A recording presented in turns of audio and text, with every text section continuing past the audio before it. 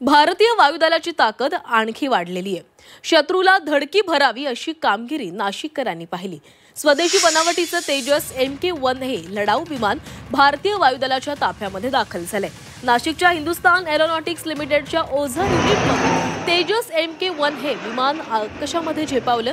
केंद्रीय संरक्षण मंत्री राजनाथ सिंहांच्या उपस्थितीमध्ये तेजस MK-1A न पहिली झेप घेतलेली आहे. विमान धावपट्टीवर लँड झाल्यानंतर अग्निशमन दलानं त्याचं स्वागत केलंय आणि त्यानंतर तेजस आणि सुखोई लढाऊ विमानांचा चित्तथरारक एअर शो देखील पार पडला.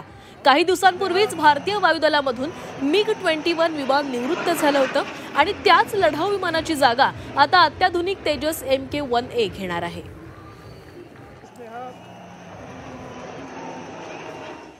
तेजस MK-1A हे विमान संपूर्ण भारतीय बनावटीचे आहे.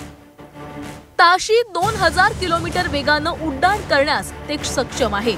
हवेतच इंधन भरण्याची त्याची क्षमता आहे. 50,000 फूट उंचीपर्यंत सहज उड्डाण करण्याची क्षमता आहे. AESA रडारमुळे एकाच वेळी अनेक लक्ष्य शोधणं त्याला शक्य होतं. CIT प्रणालीमुळे मित्र की शत्रू हे ओळखणं देखील त्याला शक्य असतं. तर SDR रेडिओमुळे सुरक्षित संवाद साधण्याची ही सुविधा या लढाऊ विमानामध्ये आहे.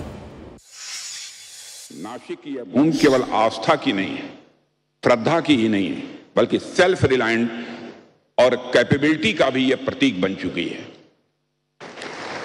यहां एक और आस्था है तो वहीं दूसरी ओर इसी नासिक की धरती पर हिंदुस्तान एरोनॉटिक्स लिमिटेड का एक गौरवशाली कैंपस भी राष्ट्र की रक्षा शक्ति को सिंबलाइज करता है, यानी उसका प्रतीक बनकर खड़ा है.